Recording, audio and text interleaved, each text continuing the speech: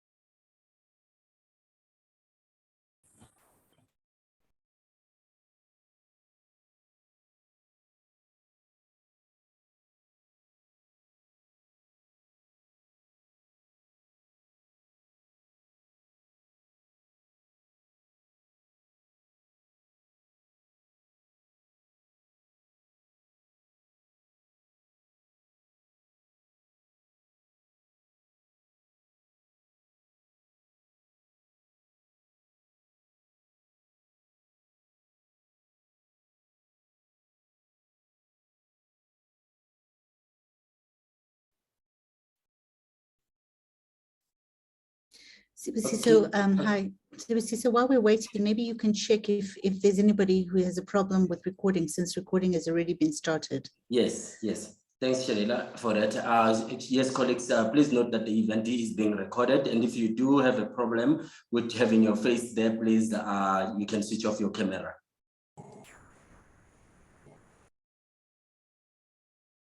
And I think, yes, we can begin. Perhaps the rest of the colleagues can now join us at a later stage. And kindly note that this is a hybrid event. We're supposed to have colleagues in Sekhukhune, community members who will be joining us in Sekhukhune. And so just to give you just a brief, this research took about almost 2 years to complete, looking into how mining is affecting communities in the Sekhukhune region of South Africa. And without wasting any further time, I should just perhaps lay the ground rules as to the house rules. Please switch off your, kindly assist with switching off your mics, making sure that you are on mute if you are not speaking. It's only the person who's speaking who is allowed to do so. And perhaps for in terms of internet connection, for instance, maybe it might be better for those who are not speaking to turn off their cameras as well. If you are a speaker, please keep your camera on, and also please kindly ensure that you kindly ensure that you are always on. Monitor your mic, that it's unmuted. And then if you happen to have a question at a later stage, because we will have a Q&A session, please raise your hand or put your question in the chat box and kindly introduce yourself while doing so. So without wasting any further time, I would like to hand over to Shanila Mohammed, who is the Executive Director of Amnesty International South Africa. Shanila, please note that you have 4 minutes. Great. Good morning, everyone. And thank you so much, Sibusiso. Thank you to everyone for joining us. As Sibusiso says, I'm Shanila Mohammed. I'm the Executive Director for Amnesty International South Africa. We are one of the partners of this very, very important piece of research. So my job really is to welcome you, but also to just quickly, briefly talk about why Amnesty got involved in this research.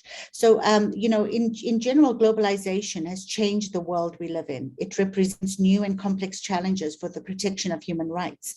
Amnesty is the largest human rights organization in the world. Economic players, especially multinational companies that operate across national borders, have gained unprecedented power and influence across the world. Companies have an enormous impact on people's lives and communities in which they operate. Sometimes the impact is positive, jobs are created, new technology improves lives, etc. However, Amnesty International has exposed countless instances where corporations exploit weak and poorly enforced domestic regulation, and with devastating effects on people and the communities around them. States have a responsibility to protect human rights. However, many are failing to do this, especially when it comes to company operations, whether because of lack of capacity, dependence on the company as an investor, or outright corruption. Companies operating across borders are often involved in severe abuses such as forced labor or forcibly relocating communities from their land. Unsurprisingly, abuses are particularly stark in the extractive sector, with companies racing against each other to mine scarce and valuable resources. Traditional livelihoods are destroyed as land is contaminated and water supplies polluted, such as in the Ogoniland, Nigeria, where Amnesty has got a major piece of research. The impact can be particularly severe for the indigenous people because their way of life and their identity is often closely related to their land. Affected communities are frequently denied access to information about the impact of company operations, meaning that they are excluded from participating in decisions that affect their lives. Although it is now widely accepted that corporations have a responsibility to respect human lives too, many times profits are built on the backs of human rights abuses, despite laws in many countries that allow companies to be prosecuted. Governments rarely ever investigate corporate wrongdoing. The report we are launching today with our partner organizations, CALS and SISMAC, adds to a critical and growing body of work documenting rights violations by mining companies operating in South Africa.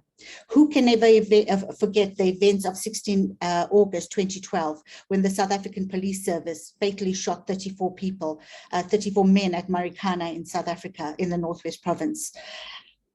At the time of those deaths, and a couple of years later, Amnesty International released another report, which we called Smokes and Mirrors, which was really looking at the failure of Lonmin to provide housing, because the Farlam Commission, in their investigation of Marikana, actually found that the squalor and the way in which the miners were living actually contributed to the disaster that took place on that day. As you will find from our report being released today, that social labor plans are legally binding documents, and many companies violate these. Amnesty has also been working with the Amadiba crisis community in Kolobeni, where we have been working with them, where they have been fighting against an Australian mining company who is looking to violate their rights on the ground. Today's report is a major report, or an additional piece of evidence that shows that mining companies in South Africa need to behave better. They need to adhere to the social plans, and the government needs to hold them to account, and we need to hold the state to account. So I look forward to the deliberations today, and I really would like to thank you all for joining, and I'd like to thank the team that worked on this really important piece of research, including our partners on the ground, SISMAC, who have provided valuable evidence. So thank you so much, everyone. Thanks a lot for that, Shanila. Now I would like to hand over to Palisa Madi from CALS. And she will be followed by Elton, but if Elton is not around, if he has not joined by that time, we can perhaps proceed with the program. He will join us at a later stage. Please go ahead, Palisa. Thank you, Spusiso. Good morning, everyone. Thank you all for joining us on this very important occasion today. I'm going to briefly speak about why it is important that the research report that we're launching today was community-led. So civil society has been for a long time being criticized for going into communities, deciding what the research agenda of that community should be, and how the research should be conducted, without engaging the directly affected persons on what the research agenda should be or how the research should be conducted. Often, civil society engages with community members and directly affected persons as subjects of the research and not as leaders of the research. So at CALS, which is obviously one of the research partners, we are thrilled that for the first time, we have now started to do things differently. So for the publication we're launching today, for the first time, we had entered into a formal agreement with the directly affected persons, with Amnesty International, and so that we could collaborate on an equal footing for the research to be conducted. As you will see from the publication, this makes the research far more legitimate, far more accurate, and most importantly, The research then is then a step in the right direction in order to address the challenges faced by the directly affected people. There have been lots of lessons and some challenges along the way, considering that the research was conducted during the pandemic. And we look forward to sharing these lessons with other civil society organizations, particularly the lessons on how more research can be community-led. Thanks again to our partners in this research, SISMAC and Amnesty International, and to all of you that have joined us for the launch today. I'll now hand over to Sibusiso. Thanks. Thanks a lot for that, Palisa. And I'm not sure if Elton has been able to join us at this particular stage. Elton, if you are online, please go ahead and speak.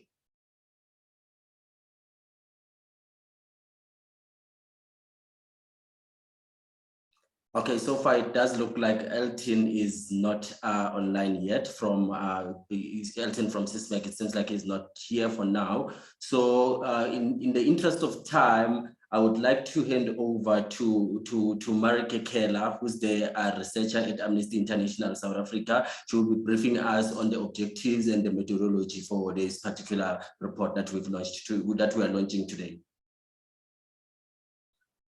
Please go ahead, Marike. You have 15 minutes, 10 minutes rather. Thanks for the introduction.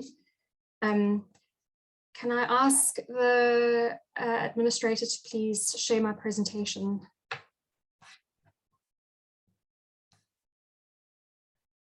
Yes, doing so now.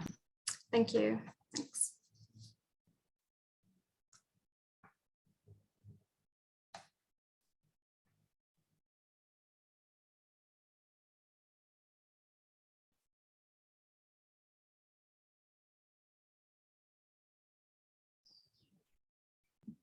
I might have to ask my colleague Busi to make me a co-host so I can share screen. Okay, noted, Alicia.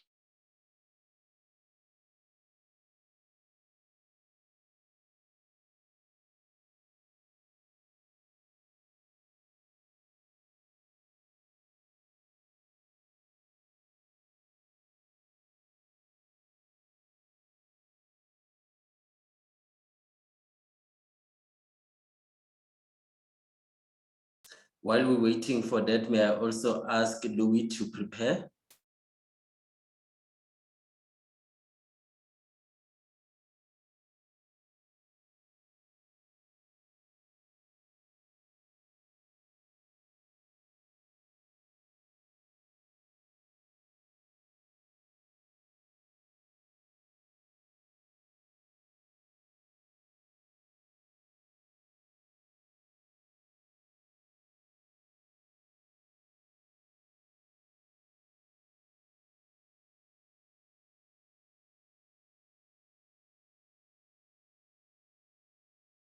I can see on the screen this side. Marike, are you able to see as well? Yes, thanks so much. Okay, cool. Great. Yes, thanks again for the introduction. Today I'll be speaking to the objectives and the methodology of the research. Please could you move to the next slide? Thank you. So the extractives industry in South Africa has a history characterized by discrimination, exploitation, and exclusion. The mining industry was both a beneficiary and a driver of colonialism and apartheid in its economic, social, and legal manifestations. As the mining industry grew, Black communities were driven away from ancestral lands and ghettoized in informal settlements. Given this past, the post-apartheid government has made some attempts to regulate mining operations and to offset challenges wrought by mining in local communities through the adoption of new legislation, which includes social and labor plans. These are legally binding mechanisms through which mining companies are required to address socioeconomic impacts of mining on communities that surround mining areas.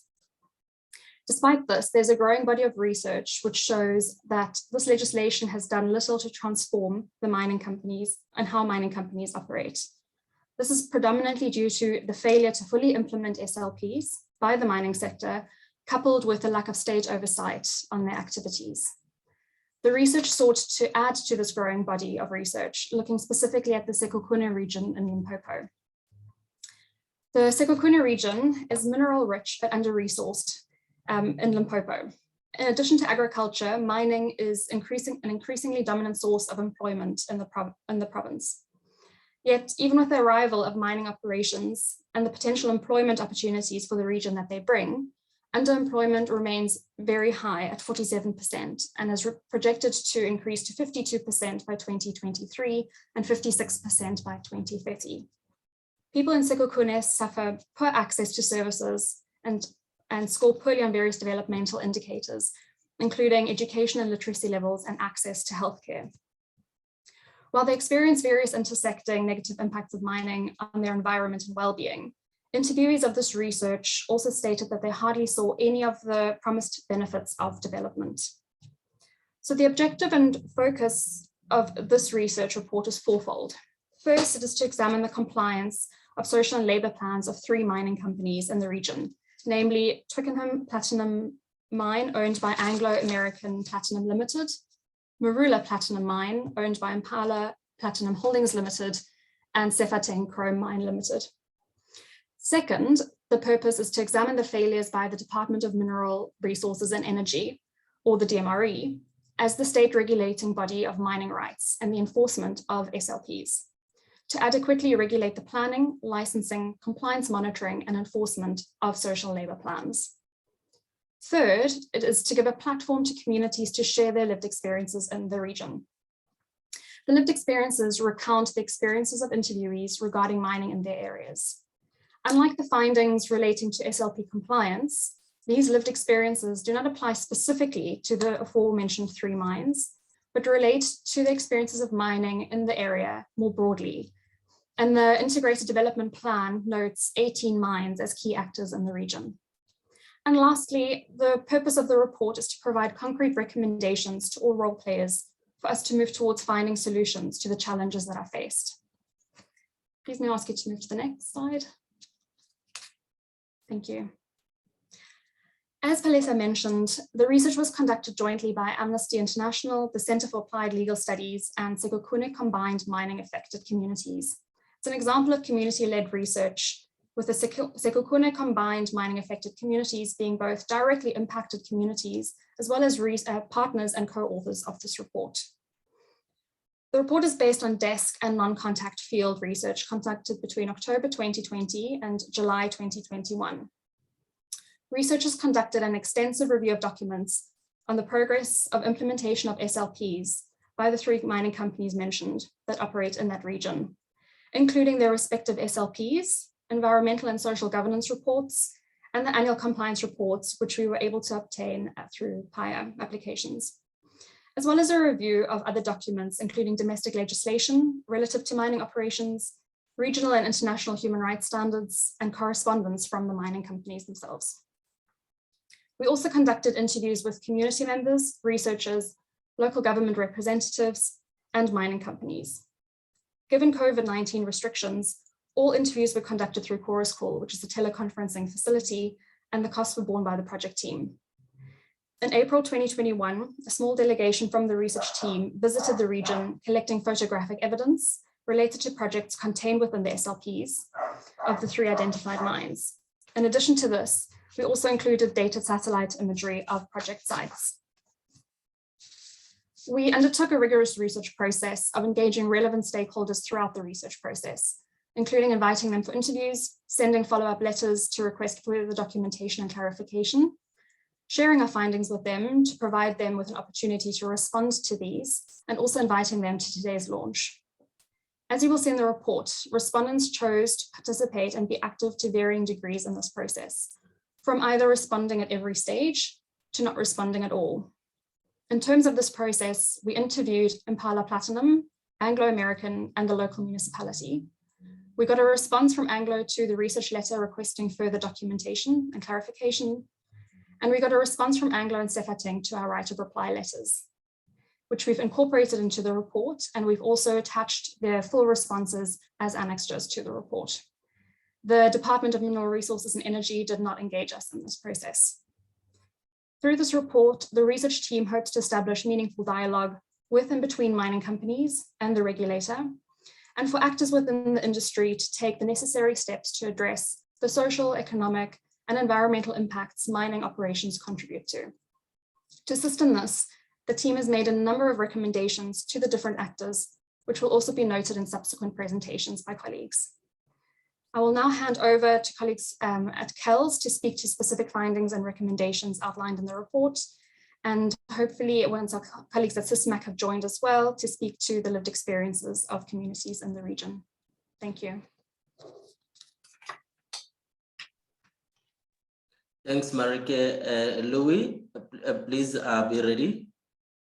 So we'll have Louis Neyman from KELS will be presenting on the findings regarding the Department of Mineral Resources and Energy and recommendations as well.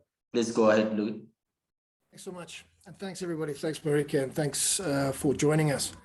I mean, so we've utilized real examples of SLPs in this particular report. But I think we need to understand this as a systemic issue.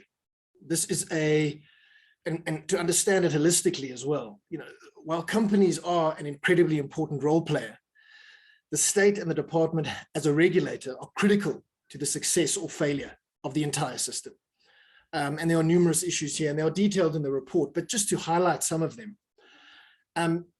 Right at the beginning of this process, actually getting our hands on the documentation was incredibly difficult.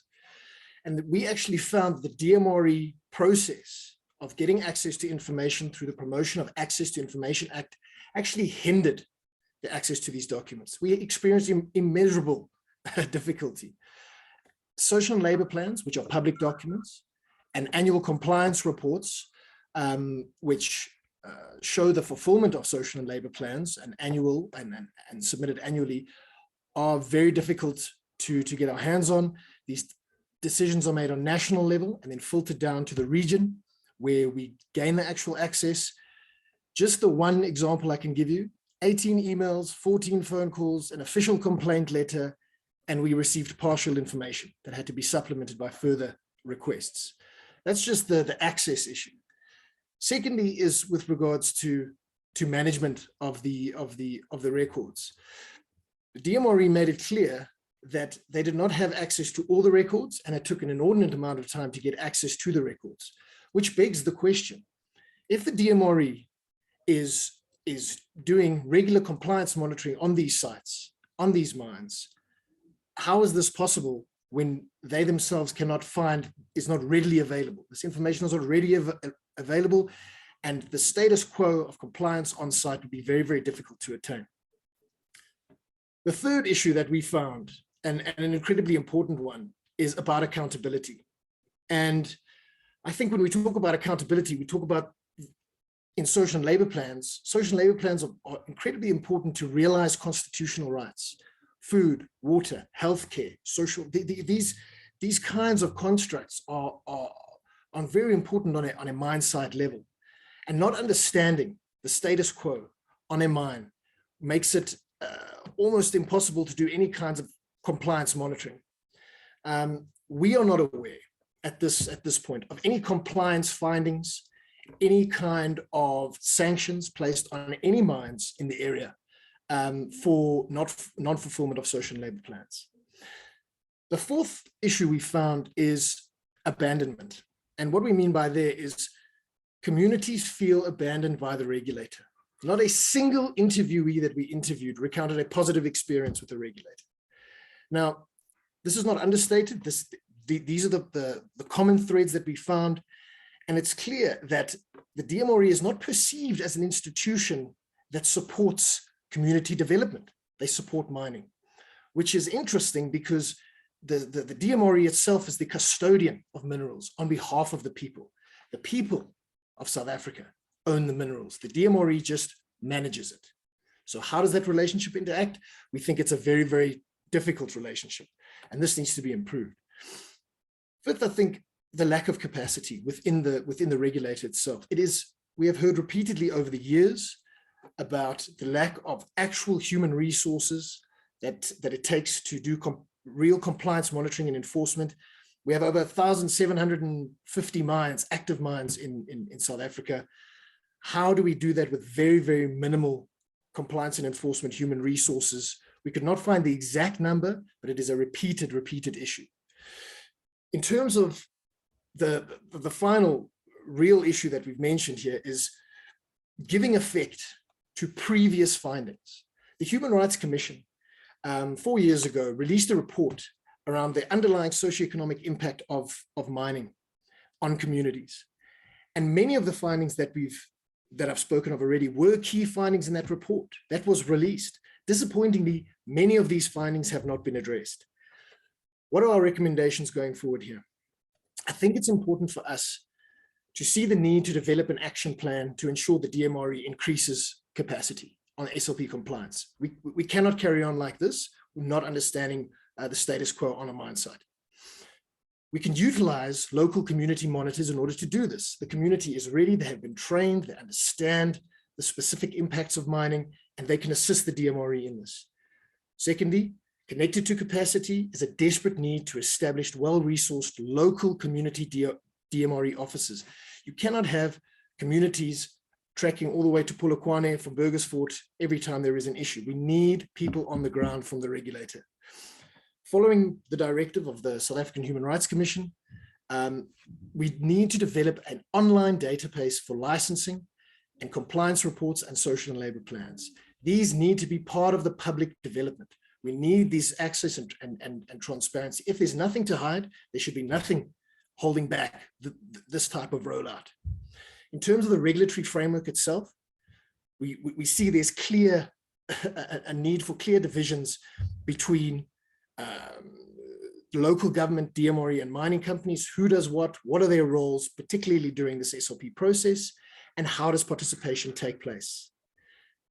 Moreover, in terms of the framework, we desperately need clarity on what type of sanctions are in place for non-compliant companies, and also clear directives on how companies defer specific obligations over their following 5-year cycle. The proverbial kicking the can down the road, never actually fulfilling, but rather promising in the next tranche of commitments. Finally, I think very important for us to determine a minimum percentage of financial contribution towards SLP projects, which must be ring-fenced. And then the desperate need of which has been called for many years now is an independent, impartial, and thorough grievance mechanism for mine-affected communities. I think this would be the very first step in ensuring accountability and trying to foster some sort of community-led development where people feel included. Those are some of the highlighted issues, but please look at the report. As we said, we look forward to engaging further after the session. Thank you so much. Thanks a lot for that informative session, Louis, and indeed accountability. Can I please pass over to Robert Krause from CALS as well? Thanks for having that ready, Alicia. And colleagues, while Robert is preparing, can I please ask you to also take the conversation online? You can see the message there on the chat box. The hashtag is Unearthing the Truth, and you can find more details also online. Go ahead, Robert. Thank you, Sibusiso, for the introduction. Just reiterating, I'm a researcher at Center for Applied Legal Studies, and I'll be talking about the formal finding of this report regarding mining companies specifically, and even more specifically regarding social labor plan compliance. Next slide, please. So these findings, if you want to see them in detail, they're found in chapter 3 of the first section of the report, pages 15 to 31. And again, I want to reiterate that the significance of social labor plans, that we know that the colonial and apartheid legacy of dispossession, of labor exploitation, environmental destruction, and SLPs are one of the measures chosen by the legislator under the democratic dispensation to transform the sector and ensure benefits to workers and to communities.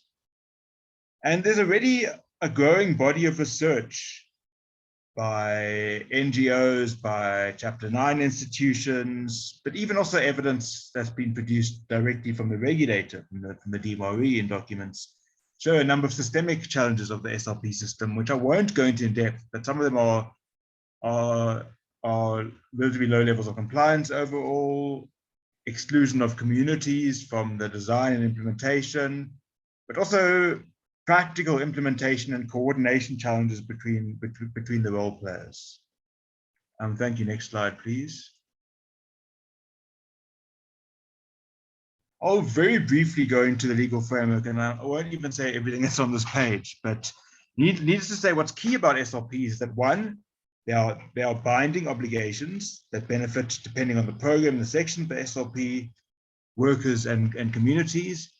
And secondly, that there has to be participation and access to information in relation to the implementation and development of SLPs. So I'll just start a bit of law. I don't want to bore you too much with law for too long, but because the key operative provisions in the Mineral and Petroleum Resources Development Act, which gives effect to the SLP system, are 25(2)(f), which is the duty of the mining rights holder, the mining company, to comply with the SLP, and 28(2)(h) of the same act, which is the duty to annually submit reports to the DMRE, to the regulator, on compliance. Also very important is that public participation is required. Next slide, please. It's required in the development of the initial SLP for a new mining operation, but it's also required in the 5-yearly review of SLPs, but also 3 times a year. Mining companies need to, in terms of the MPRDA regs, mining companies need to meet 3 times a year with communities and update them on the progress. And the outcomes of that meeting must be included in those annual compliance reports to be submitted to the DMRE. The last key obligation framing this is the duty on mining companies to disseminate social labor plans in English and on a predominant language spoken in the community, on company websites, on different community venues, newspapers, etc. And that those basic forms of notice are cumulative. It's not like kind of either or, but it's and. Thank you. Next slide, please. So I'll briefly touch on this. I don't want to go in depth, but this, because some of this was introduced in the methodology section very ably, but we analyzed a total of 9 SLP projects comprising of 3 mining operations. So why a small sample? In part just due to time and resources, and we wanted to make sure that we had a manageable number of projects to ensure maximum accuracy, verifiability, and quality over quantity. However, we also chose the sample deliberately in the sense that for example, we have 2 platinum mines and 1 chrome mine. We have different sized mines. Sekhukhune is a smaller mine than, say, Sekhukhune and Marula. So we tried to make them, given the small sample, as generalizable as possible within the confines.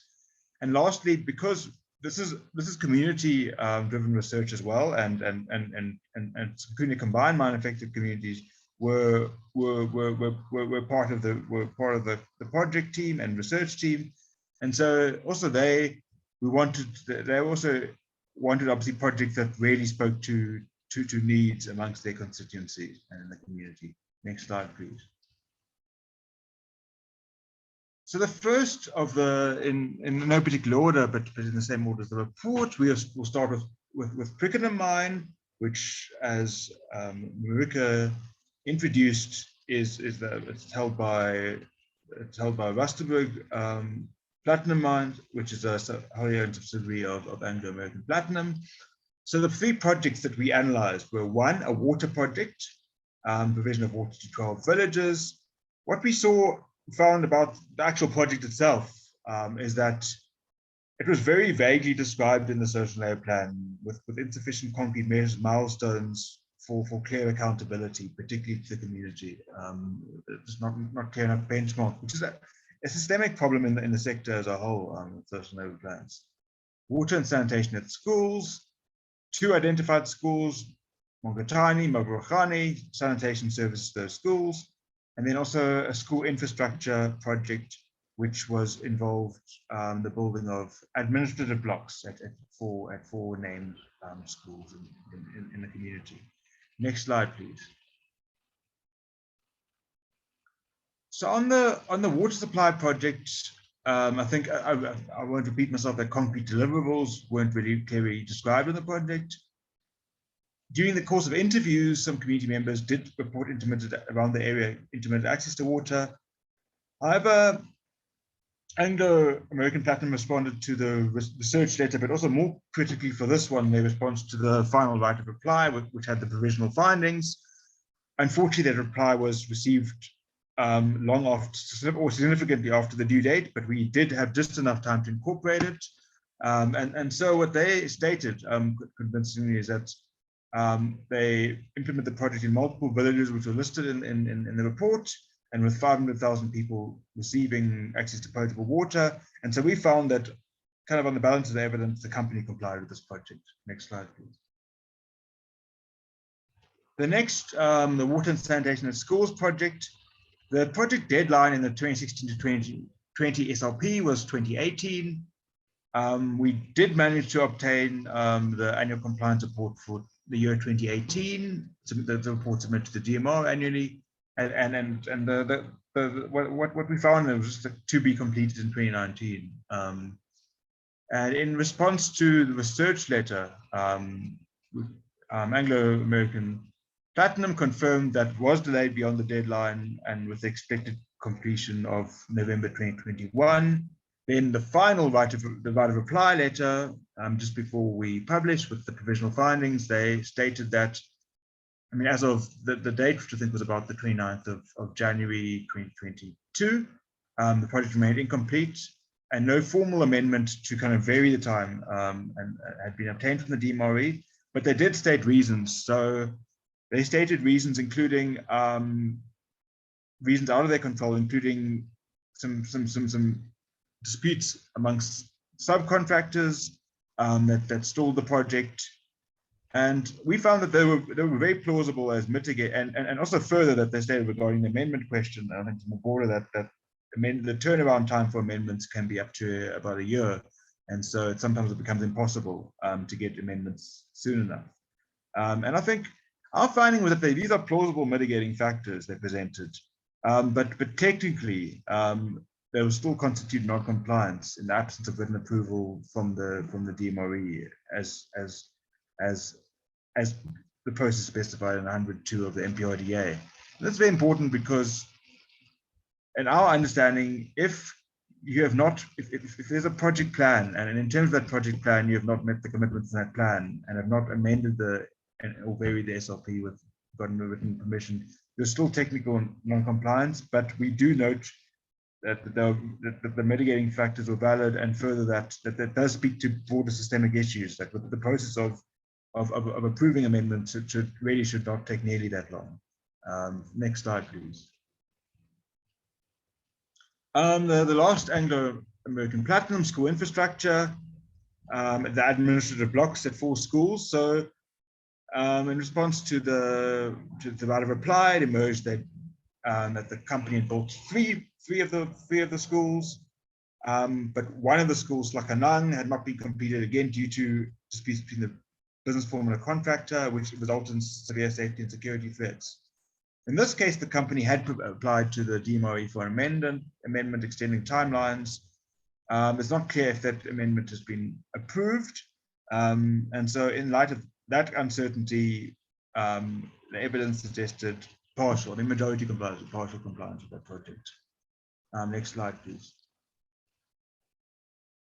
So then next we'll move on to Marula Platinum Mine. That SLP was a 2013 to 2017 social labor plan. And then the projects were a road upgrade project in villages and roads in the Driekorp farm near the mine between 2015 and 2017. Again, our comment is that there's insufficient detail regarding concrete deliverables, roles and responsibilities given the interface with local government and so forth. Then the electrical engineering project, which was electrical infrastructure and connections to the 3 kind of main farms in the community, which are Driekorp, Forest Hill, Vinazok and Clapham farms. Again, problems around the specification of deliverables, roles and responsibilities. And then a water supply and reticulation project, supply of basic water to households in those same farms. Next slide, please. So the Driekoop Road project, the 2018 compliance report submitted to the DMRE indicates that the project was not complete at the time it was due in 2017, and ESG, economics, social and governance, performance, a public report said that the project is now complete or was completed as of 2020. A site visit suggests that work has been done on those roads in that vicinity, but roads still in poor condition. In the absence of a response we've received and seen to the right of reply, the available evidence suggests that the company did not meet the deadline, but subsequently has partially complied with the obligations, but subject to that uncertainty. Next slide, please. The electrical engineering project was the biggest scale and most ambitious project of Marula Mine that we studied. And we read together the 2017 and 2019 annual compliance reports. The 2018 compliance reports, apart regarding the version we had a page, we didn't have that anything about that project, but read together 2017 and 2019 compliance reports show the project was complete. Site visits in terms of the testimony on the ground, but also most importantly, photographic evidence that was collected during a site visit showed that infrastructure had been installed throughout villages such as Huete, Mashishi, and others, and passers-by confirmed that reliable electricity in these villages correlate with the 4 farms. So the evidence strongly suggests compliance with this big project. So that was the kind of definitely best showing. Thank you. Next slide, please. So the water supply and reticulation project. So the 2018 compliance report submitted to the regulator, the DMRE, stated that the project was complete, and the evidence suggests that the project was complied with. We've said again that there's a systemic problem in relation to this project and others of kind of vague project deliverables, where it's phrased so broadly that as long as action is done, it's compliance, but that's a more systemic problem, but the project was complied with. So next, move on to the next slide, we'll discuss now Sekhukhune chrome mine. And so the projects that we looked at were, again, I think, given it's a central issue in the community's water support project, which aimed to provide water infrastructure to several villages. And we've got to praise this project in terms of the project plan and SLP, where it very clearly defined and detailed deliverables, timeframes, and beneficiaries et al., which I think are very important for accountability. The second project was called Main Road Improved Gravel, basically another road upgrade project, road linking Kapasha and Khamampa villages, and to be upgraded using the dump rock from the mine. And the third project was a school support project with school infrastructure such as classrooms, science labs, admin blocks, kitchen, etc., across schools in villages such as Kapasha, Shibeng, and Sekhukhune villages. Next slide, please. So some of the findings is that in general, in relation to Sekhukhune, our biggest challenge as a team was that we were not able to, through the companies or the DMRE prior requests, obtain any annual compliance reports relevant ones from Sekhukhune. We had a written confirmation from a DMRE official because access was approved to everything we requested, but when we kept kind of going back with the courier without those reports, a DMRE official did confirm to us that Sekhukhune has not been submitting annual compliance reports. Subsequently, in exercising their right of reply, Sekhukhune denied that and said they have been submitting reports. But that absence was a big challenge. In relation to the water specifically, Sekhukhune provided a detailed account of measures to improve access to water in 3 of the 4 villages named, while not addressing what work was done in Sekhukhune. Sekhukhune did not indicate whether it obtained a written approval for any amendment. So in relation to that project, it was mostly complied. Our finding was partial compliance. Next slide, please. The gravel road project. So project partners and on the ground said the road was gravelled in 2017, but that it was maintained or repaired only once in mid-2018, and that repairs have been cosmetic. Sekhukhune had a clear response to the right of reply letter, that opportunity, and they stated that they upgraded the entire road in accordance with the obligations as stated in the project. And they described the deterioration. Firstly, they stated that, which is correct, that the project plan didn't give them the responsibility of maintaining the road, which is obviously generally a municipal responsibility. And secondly, there had been very heavy, as we're aware, very heavy rains. And so we found that while I think handover is it points to a systemic problem within social labour plans, there should be a proper handover plan. And there needs to be certainty that there'll be maintenance of roads built. But having said that, the company complied with obligations in terms of the project plan. Next slide, please. So the school support project, again, unable to obtain documentary evidence. Sekhukhune response to the right of reply suggests partial compliance with one school built in another location. They did state that the money spent on that school, Sekhukhune, was more than the actual project was greater than and the details are in the report, the numbers, but it was greater than the amount they committed their budget in the project plan, and so they were unable to, and that they stated that it obtained permission to do the remainder of school-related deliverables and other school deliverables in the next 5-year SLPU cycle. And I only commented that we weren't 100% clear whether there was formal written permission from the DMRE in that regard. And also, we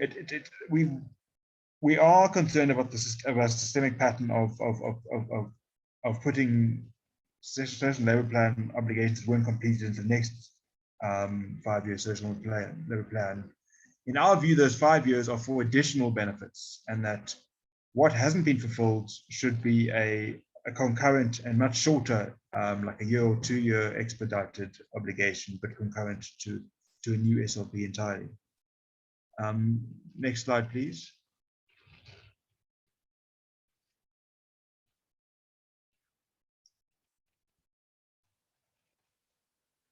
Next slide, please. So, in light of the findings and also existing research in the sector and these issues, we issued a number of recommendations to mining companies, and some of the recommendations apply more to some mining companies named in the report than others, and some don't apply. So, for example, obviously the obligation, the findings regarding to submit outstanding annual compliance reports for each generation of SLPs would be in the event that, for example, that the communication we received from the DMRE is correct and Sekhukhune have not been. But in general, to mining companies at large, that needs to be happening. Secondly, and this has been a major bone of contention in the sector, it certainly made this report a lot more laborious, the struggle to get annual compliance reports, which I think it's very important that if one wants to ensure that everybody has accurate information and is fairly represented, it's very important that those kind of official reports of where companies are in their projects are shared with all stakeholders. I mean, particularly communities, but the broader public, so that everybody is starting from the same information point. So we strongly recommend that all companies should publish all of their annual compliance reports and on their websites, and make them available to communities, and further that going forward, companies should also publish them in addition in a language, primary language spoken by the community. I mean, Sepedi in the study area, but further that maximum efforts should be made to disseminate the current SLP and all future SLPs in English and Sepedi, making use of all the making them online, but not only online, but but key community venues such as public libraries. And where there are in a particular cycle's social merit plan projects that haven't been met, there should be, in addition to whatever new SLP, there needs to be an expedited accelerated action plan for delivery of those commitments. Thank you. Okay, thanks. Thanks a lot, Robert, for that informative session as well. And I hope that indeed it is quite disturbing that some of the mining companies have not been complying with the SLPs. And I hope that the MRE will be able to work with them in terms of holding them accountable and making sure that they do comply. And now I do believe that my colleagues from SISMEC are now in the call. So I would like to hand over to Elton for the introduction, and then he can then hand over to Katlego to tell us about the lived experiences of the communities in the Sekhukhune region. As we all know that this is all about all these issues that we've been discussing. They do affect human rights, and we're talking about people's lives here. Elton, if you can hear me, please, can you come in for at least about 4 minutes with an introduction, and then you can hand over to Katlego.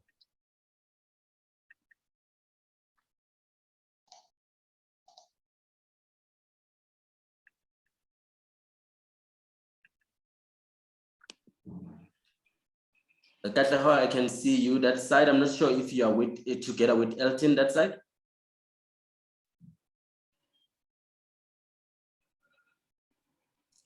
Hi, Katlego, you're on mute.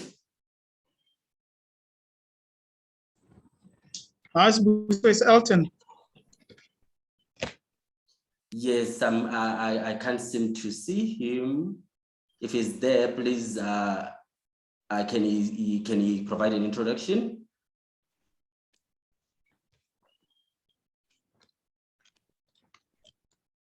He's using Katlego's login, so it's her name, but we can see Elton. Thank you. Okay, cool. Thanks. Go ahead, please, Elton. Thank you, Marike. Thank you, Sibusiso as well. And good morning, everyone. My name is Elton. I'm the incumbent chair of Sekhukhune mining affected communities. Commonly known as SISMEC. So briefly, SISMEC is a non-profit organization. It was registered back in 2015, and we have members in various villages in the region, and also by different mining operations. So coming to the report, SISMEC is also a partner in the research and has played a very important role in ensuring that this research project becomes a success. We as an organization believe that this report highlights the structural and systematic deficiencies in government in particular. And it also shows a level of non-compliance and what government is doing or not doing to address the non-compliance. And additionally, it pinpoints what the non-compliance means to intended communities. To a large extent, how the stakeholders and mining companies in particular define the obligations within the SLPs.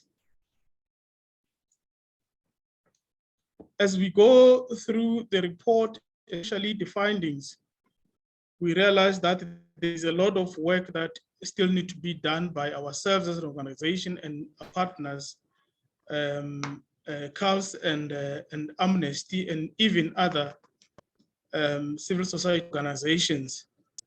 and also not excluding the mining companies as well, because we believe and understand that it is key that we form some sort of a collaboration between ourselves as communities and the CSOs, organizations, the mining companies, and the regulator to ensure that indeed mining communities benefit from the SLP and many other benefits. So the report also shows a need for an exchange with other communities in the region and also in the country as well. Excuse me. And these will then require some financial support for it to happen. I in particular want to thank our partners, KELS and Amnesty International South Africa, and also the donors who made this work very possible, and also the community members that we have interviewed in the process, and even those who have taken their time to attend to this launch today, be it members of the communities affected by the operations, the mining companies if they are here as well, and also the CSOs that may be in attendance today. Yeah, let me pause there. If you allow Ms. Busiso, then I will pass this over to Comrade Katlego, who will then try to detail the lived experiences in communities. Thank you. Okay, thank you. Please go ahead, Katlego. And please note that you have about 10 minutes. Good morning, and how are you all? Thank you for coming to this launch. My name is Katlego Malisa. I'm part of the community member of Amahopa village and one of the villages that are affected by these operations of the mines. And I'm also a part of an organization, CISMEC, and a part of those who are taking part in the research of the launch. I'm going to take you through the lived experience of communities and how communities struggle and encounter challenges that the mining operations take them through. I want to start by saying there are so many experiences and so many challenges that these communities are facing.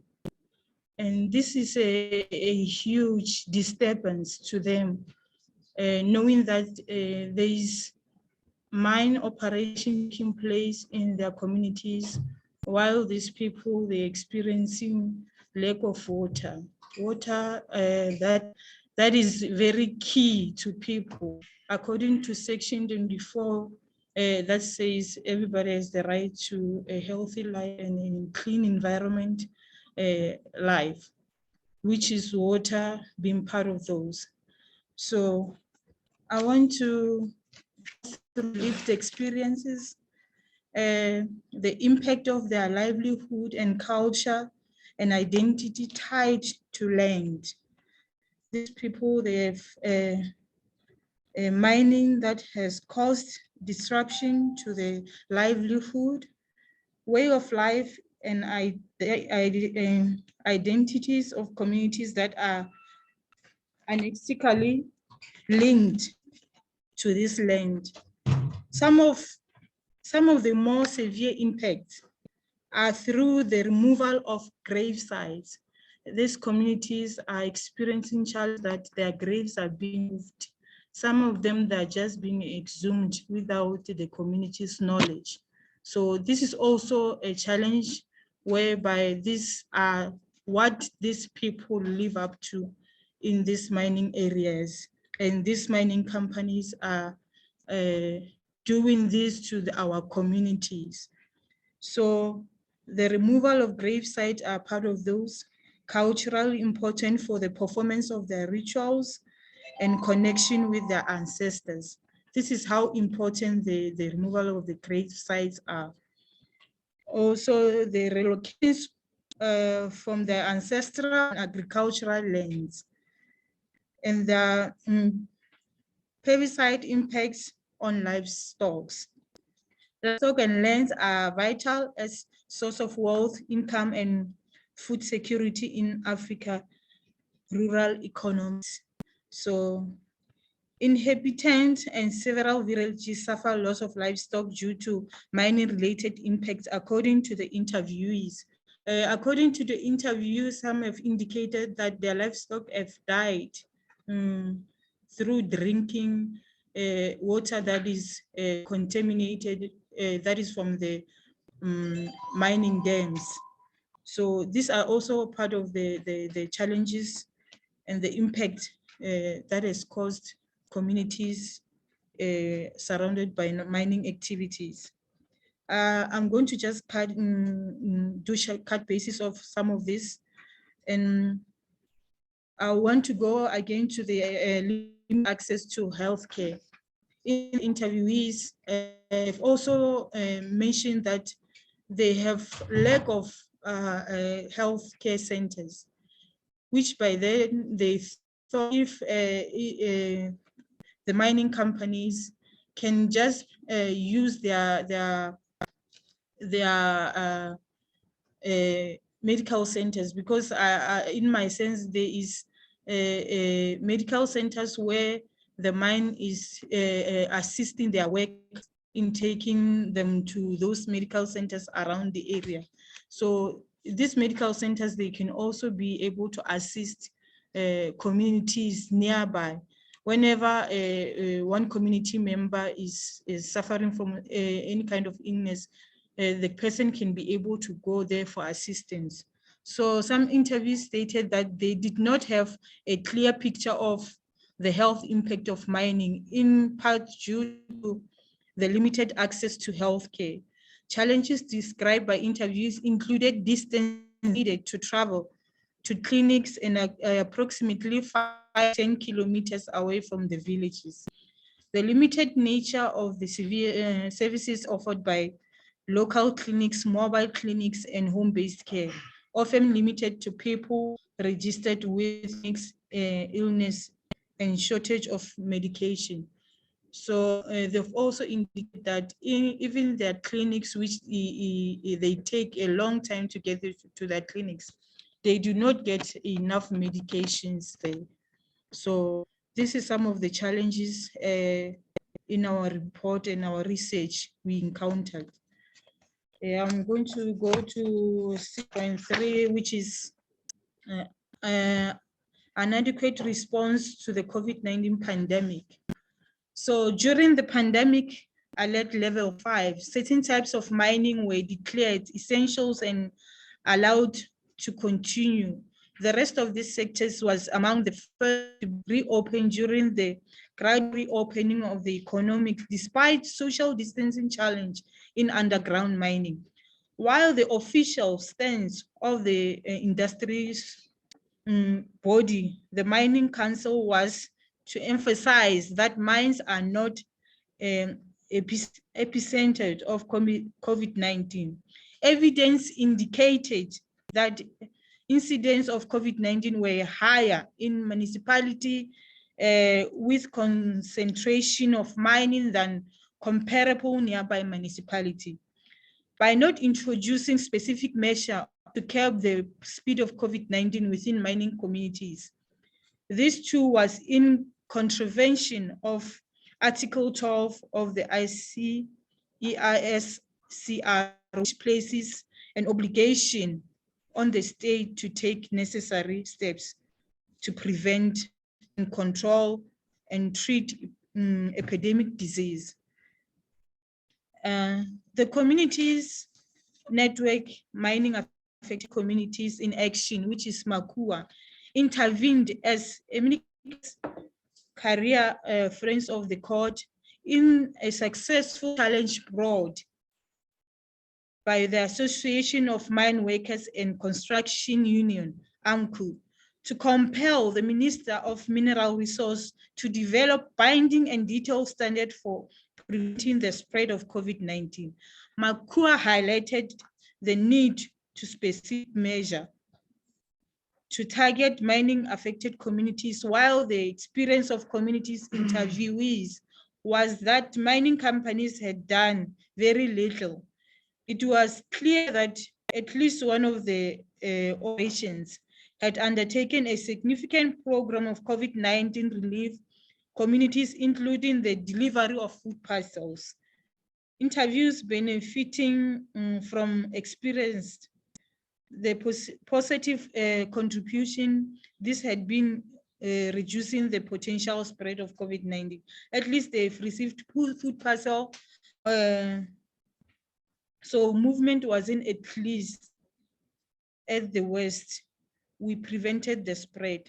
So some of the NGOs in this COVID-19 have been able to assist communities in distributing food parcels, the likes of and also Sysmex was part of the distributions of food parcel in assisting the relief of COVID-19 in communities affected by mine.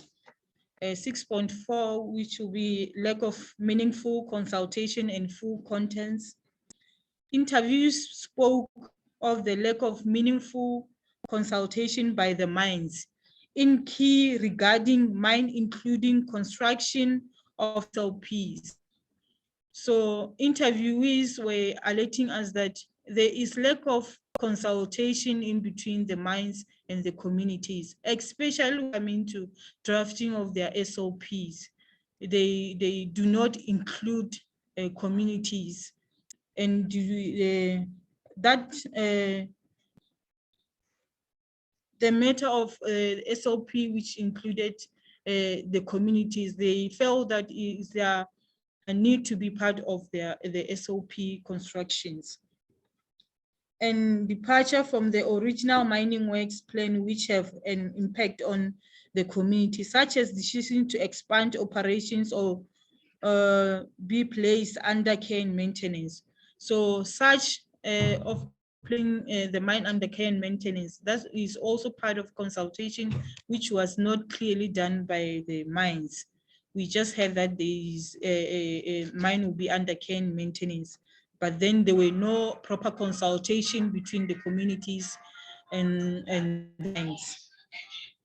The situation is especially concerning regarding resettlement to make way for mining, which represent a still endemic continuation of colonial depossessions in the mining sector, and severe the affiliation of the land causes the losses of livelihood and frequently the breaking of communal relations.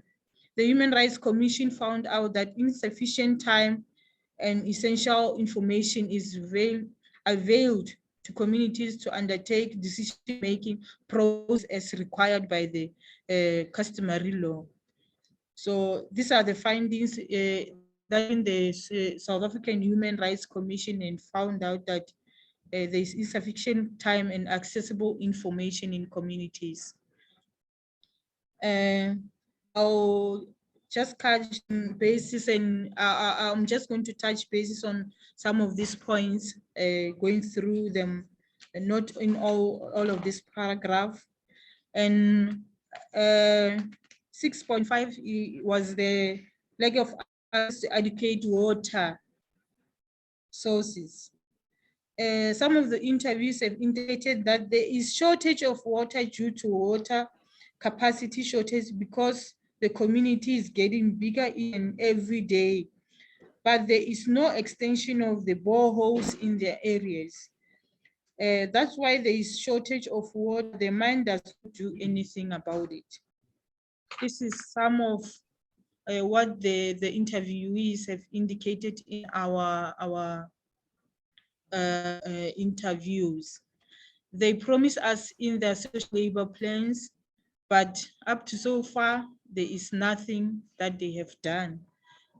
This is from what one of the interviewees that was being taken that was done in communities.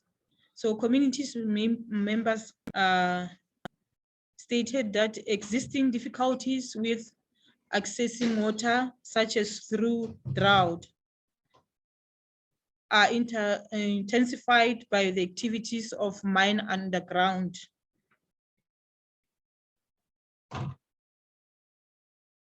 Activities of mine around them. Some reports have been left even more than vulnerable to and less able to mitigate those impacts because they have been relocated by mining companies to places with less water for them. Their livestock, to them and their livestock, or because the available was polluted. So these people, they are lacking water because they are being moved to places where they cannot access enough water. So their livelihood, their livestock and their livelihood are being endangered because the water that they get is sometimes polluted by the chemicals through the mine because they drink water that is from underground. In most cases, people around these communities, they rely on water that they buy from people who are selling water around. There will be people who have boreholes in their homes. Then these people, they sell these people water. That's what they rely on in buying. Most cases you find out that a liter, 1,000 liters is cost about 200 rand, and a 2,000 liter is cost about 400 rand. So you will understand that in these times, people are unemployed, lack of they don't have jobs, so experiencing problem of water is a challenge to them, and buying water is also a huge problem to them. They cannot afford to buy water. So 6.6 is likely contamination of water. One of the interviews also indicated that the pipes. Sorry, Katleho, we are sort of running out of time and we are already over. I'm not sure how much time do you still need to wrap up, please? Sorry No, I will just wrap up just one moment. 6.6 is likely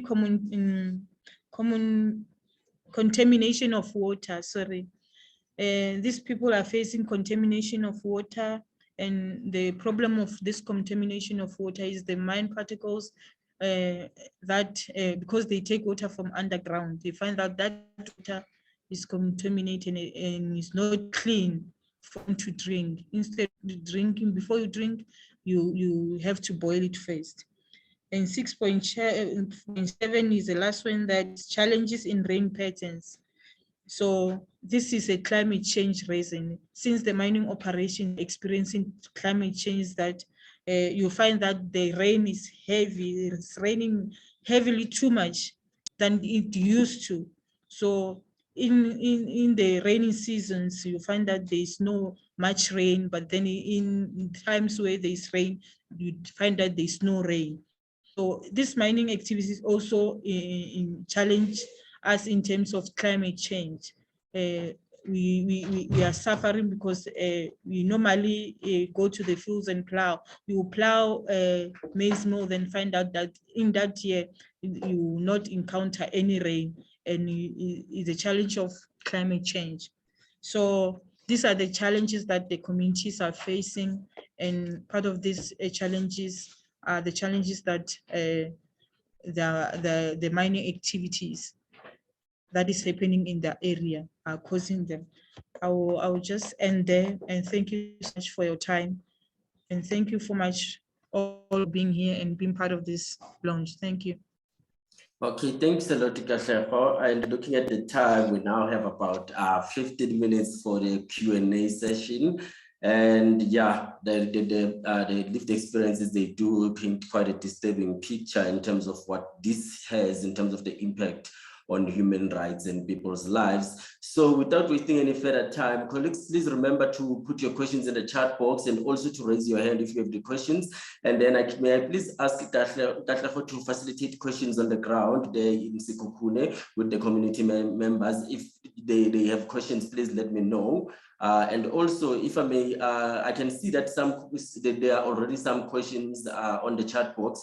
May I perhaps request that our speakers, particularly the researchers, Louis, Marike, and as well as Robert, please get ready to respond to some of the questions. I can see that there's one question. There are two questions from Gigi. I hope I pronounced the name right. As to from the research study, what is clear? Who does what in the implementation of the SLPs? I'm not sure if you got that correct. I got that correct, guys. Robert, Marike. So they want to know as to what was it clear who does what in the implementation of SLPs. And also a follow-up question was, is it merely an issue of compliance, monitoring, capacity enhancement on the state as in the mine regulator? And then she proceeds to say she thinks communities must really make noise and the state held accountable for the lack of commitment in action. Robert? Thanks. I think I'll have a go, and then my colleagues feel free to chime in. So the question regarding the roles and responsibilities, I think that we're talking about a systemic problem where that actually varies in terms of different operations, in terms of, for example, roles and responsibilities between both within mining companies, what type of officials assume which responsibilities, but then between, say, local government and the district municipality, for example, in relation to water. It just depends on the project. But what is a problem currently is that there isn't really a template for example, for what a certain kind of project, what should the mine do and what should the municipality do, like, guidelines or something like that. And in the project plans itself in SLPs, that's usually completely open. At most you'll see it recognizes that there are multiple role players. I've mentioned the municipality as a role player. I've mentioned the other role players, but currently project plans are approved without a clear delineation of roles, so that everybody knows who to hold account for what. And that is one of the major challenges in that regard. Thanks. Okay, thank you, Robert. There's a question also from Tanya Brighton from Ground Up. She's asking as to whether it was mentioned that the department had not engaged at all regarding this report. What is sent to the department? What was it sent rather to the department? Has there been no reaction at all? Marike, thanks, Boo. Yes, thank you. And thanks, Tanya, for the question. No, the department has not responded. So as with all other role players, we try to engage them at every step of the process. So we, at the beginning of the project, did invite them to participate in interviews, and we followed up numerous times, but they didn't respond to that invitation. We did send another letter requesting further documentation and clarification regarding some of our initial findings, and didn't receive a response to that either. And as with all respondents, we also sent them findings pertaining specifically to them to receive their response, which is the right of reply stage of the research process. And there was no response to that either. So we have tried to engage them on this, but haven't received a response. Okay, thanks a lot for that, Marike, and I hope it answers you, Tanya. And I see that you have your hand up. Please go ahead and kindly introduce yourself, where you're from as well. Morning, everyone. I'm Ngadom Lisa from LAC, Cape Town. I just have one question. I'm quite interested in this community-led research partnership, but I just want to know at what point do communities actually begin to contribute? Do you involve them when you are still thinking about the idea? Do you involve them when you are developing a strategy?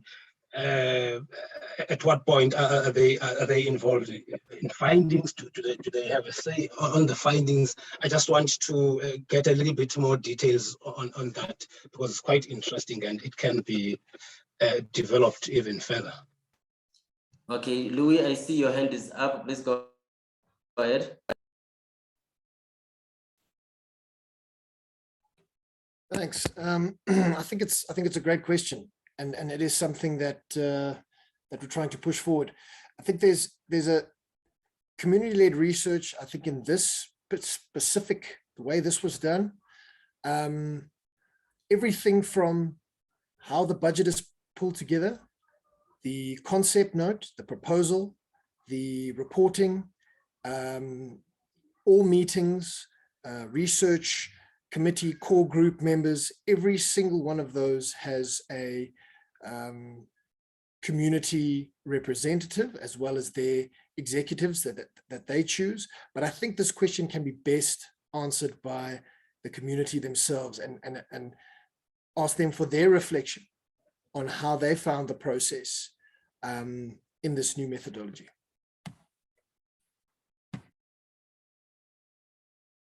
Okay, thanks a lot, Louis, for that. And Robert, I saw earlier on you wanted to come. You also jump in on this. Do you want to? Basically covered, because I was basically just saying every single stage of the research project, because SISMAC, the community-based organization, were one of the 3 project partners. But maybe Elton or Katlego could elaborate on that role as Louis suggested. Thank you, guys. Elton or Katlego? Sorry, so we missed the question because we were explaining to the audience here. Okay, I think the speaker, which is wanted to know as to at what stage do mining affected communities are being consulted in terms of when the strategy is being developed by the mines. No, in the research. What role do they play as a research partner? Yes, thanks, Daniel. The question is what role do we or as a SISMAC? SISMAC. Yeah, previously there wasn't a role organization that we up till we got it wasn't actually an audit, it was a negotiated settlement at the Pretoria High Court that recognized us as relevant stakeholders, especially when formulating the SLP. So what is happening now is that the mine is not only recognizing us as SISMAC, but is recognizing us along with other community-based organizations in the area. But to date, we have not met with the mine just to discuss and on the process and the content of these SLPs and how they should go about it. It doesn't happen, and it is for the first time that, particularly in Twickenham, where they are now changing approach, they now consulting with community in the development of the new SLPs. But previously it has never happened, and we are not even. It is not even clear today as to what is going to happen after they have consulted with communities. What does the process entail? It's not clear, but to be brief, we did not have a role to play. We were not given an opportunity to do so previously, but we're hoping that from now going forward, then we will be able to shape things up. That's my brief answer to the question. Okay, thanks, Elton. I think Robert wanted to clarify something. Please go ahead, Robert. Now, I'd just like to clarify, the question did not relate to the role in the mining company. The question was about community-centered research for this project. It was asking what role did SISMAC play in this research project? So what does community-centered research mean? And what role did SISMAC play in this research project? That was the question. Thanks, Robert. Please go ahead, Elton.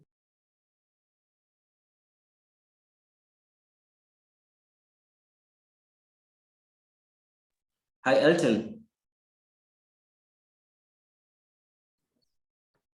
Yes, Busisa. Yes, did you? I'm not sure if you got that from Robert. Could you please repeat the question? Okay, Robert was asking as to what role did he was clarifying actually as to the main question from that was what role did SISMEC play in the research? Or like I said in my opening remarks that as an organization played a pivotal role in ensuring the success of the research.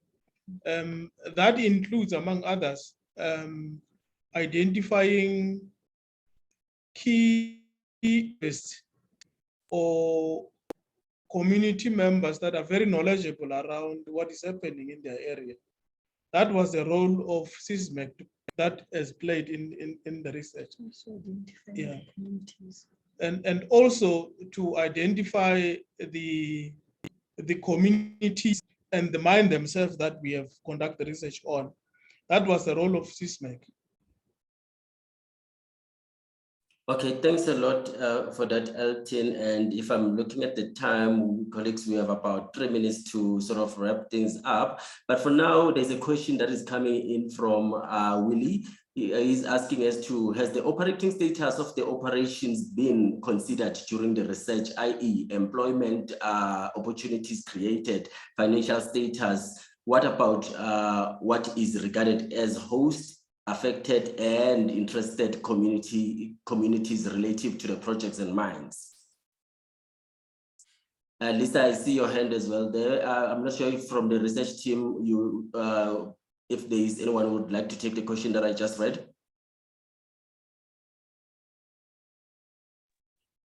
I can respond there.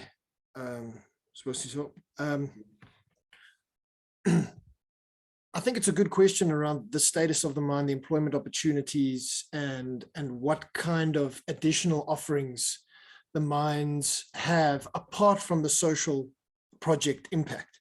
So apart from the local economic development, apart from the human resources development advantages that it should provide in line with its social license to operate, what are the other possible and potential advantages, such as employment? We didn't look specifically at employment, but we did note the status of many of these operations. The operations within Sekhukhune, there are a number that being transferred, disposed of. There are a number of operations under care and maintenance. This, of course, has a major impact on the mine's ability to fulfill the obligations as set out in the social and labor plan. What must be important to note here is that while a mining right is still valid and standing, even though under care and maintenance, social and labor plan obligations stand, we cannot utilize that as an excuse for non-fulfillment.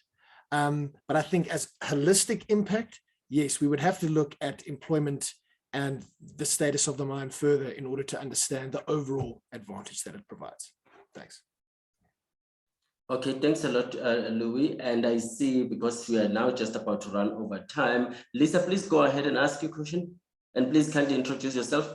And then after you will sort of wrap up the Q&A session. I'm sorry, colleagues. Thanks, Sibusisa. This is Lisa Chamberlain from Wits University. And I wanted to pick up on the very interesting debate going on in the chat about what to do in the face of municipal collapse. Especially in the context of the sort of interesting developments at the moment about kind of creative versions of self-supply. Because I think it's right. I mean, SLPs have always struck me as a very interesting legislatively sanctioned outsourcing of basic services obligations. And obviously it's kind of tempting to tap into the resources that mines claim to have, and to not lose sight of the fact that SLPs are about the give back in response to the kind of damage and exploitation that mining comes with. And so the real question we should be asking is why DMRE is approving SLP commitments which don't spell out the exact contours of municipal obligations. You know, the fact that national and local government are not talking to each other shouldn't be a community problem. That if SLP projects are not viable due to, you know, the sort of municipal failures or lack of capacity, then they shouldn't be approved in the first place, and those mining rights shouldn't be granted. Thanks. Okay, thanks for that, Lisa. I'm not sure, colleagues from the research team, if there's anyone who want to comment based on that. And then after that, I will unfortunately have to wrap up.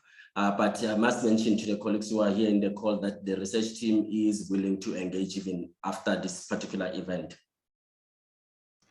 I'd like to put up my hand, but I don't know how to put up my hand, sorry. Sorry, Zenda, what was it? Yes, I'd like to comment on that previous comment. Yes, please go ahead. Hi, yes, my name is Anders Ehlers from the University of Pretoria, but I'm also an affiliated researcher with Amnesty International on this project. I think that the big question there, and that's on the debate that was happening in the chat, the question is how effective are social and labor plans at providing social and labor benefit then? If the position is that mines could say, we've, you know, installed the infrastructure, you know, we've laid the pipes, we've done what was technically required of us in an SLP,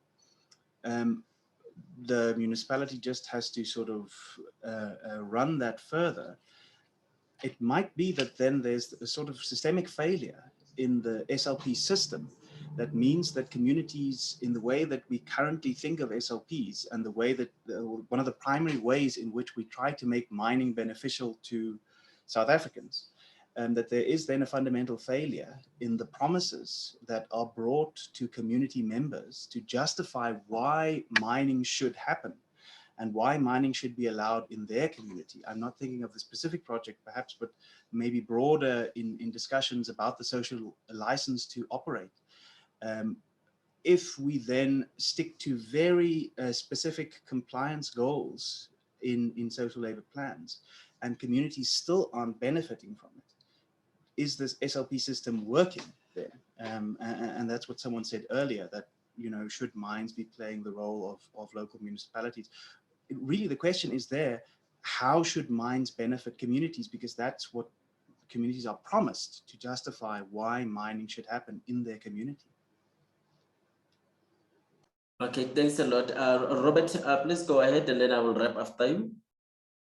No, thank you. So I think those are really good questions. I mean, it is a question that CALS has explored. We have research reports on the social and labor plan system, a series, including one which actually provides alternatives. So we both provide suggested changes to hopefully make this current system working very better. And why we did that is simply because at the moment, the DMRE is very invested in sticking to this system. Possibly sometimes there's the kind of inertia that kind of, okay, if you just start another thing, then there'll be a whole new set of problems. So that the current approach of the department is to kind of work with this system. So we've developed recommendations in that regard to kind of improve community participation, improve the kind of requirements for SLPs, as well as kind of devote more capacity to implementation. But we've also in that report kind of floated just ideas of different kind of models, including kind of a modification of the integrated development plan system, but particularly tailored at the particular needs and to emphasize the particular needs of mining affected communities, and to ensure that there's maximum accountability and the communities give a kind of mandate for the kinds of projects, a very direct mandate for the kinds of projects that are selected. But yeah, those can be found on our, yeah. Thank you, Leanne, for sharing that, because we have kind of addressed the systemic issues. But I think that's very important. I think to continue that conversation of the fundamentals of the system. Do we want something else? While also, obviously, while the system does remain, ensuring gaps are plugged in and and applying pressure to make it as accountable to communities as possible. Thank you. Okay, thanks a lot for that, Robert. And I've noticed that before, because I must mention that we are already 5 minutes over.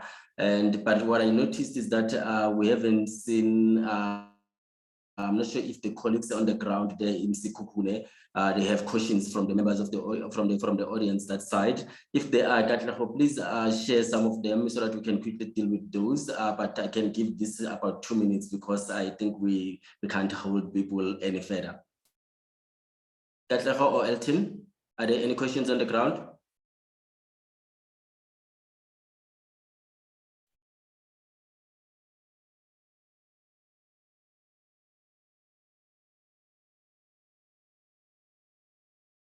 Hello, Katleho and Elton. Hi, yes, we do have questions on the.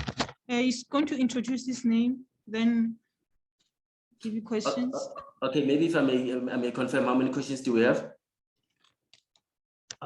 Can be 1 to 3, I think. My name is Humphrey anyway, Mokwala. Can I continue? Yes, please go ahead, sir. Yeah, I just want to according to your organization and the one for 10, what would be your role in correcting the head of agreement between the mining company in Sekhukhune area? Because I think that is a departure which really give problem to the community beneficiation, because this was signed between the Department of Mineral Regulation without the consent of the community or the consultation of the community. So that's why the SLP are only operated. That's the first question. The second question, I want to check on the issue of shareholding to community in the mines. Let's say, for instance, the ARM, which is the African Rainbow Minerals, do have 17% to communities. And then, but they don't sit on the board of directors in that particular shareholding. They don't even know what's happening to that particular shareholding. The third question is, how does the government get shares in the mining industry in this Sekhukhune area? Thank you. Okay. Thank you, sir. I'm not sure if one of the colleagues would like to take that one.